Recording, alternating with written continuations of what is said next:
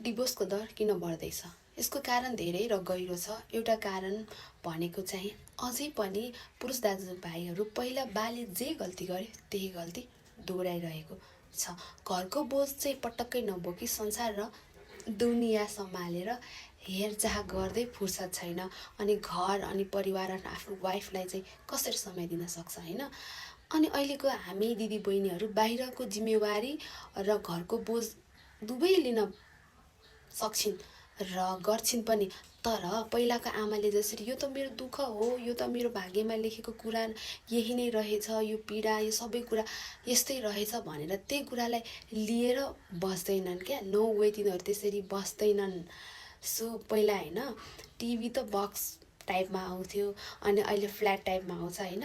अहिलेको त फ्ल्याट त स्मार्ट टिभीलाई अलिकति केही यस्तो ट्याप चलेन भनेर यस्तो गऱ्यो भने पनि झन् बिग्रिन्छ, झन् स्क्रच हुन्छ। पहिलाको बक्स टिभी ल चलेन नि त भनेर होइन यस्तो गऱ्यो भने पनि केही समय चल्थ्यो नि त होइन।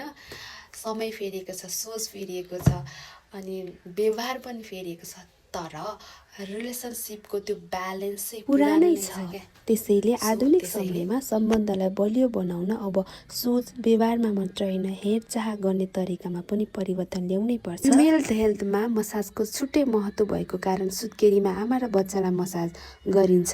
घरको बोझ, प्रसव पीडा र जिम्मेवारीले थिचेको त्यो शरीरमा जब यो प्राकृतिक विधिबाट मसाज गरिन्छ तब मात्र उनले फेरि आफैभित्रको ऊर्जा महसुस गर्न पाउँछिन्।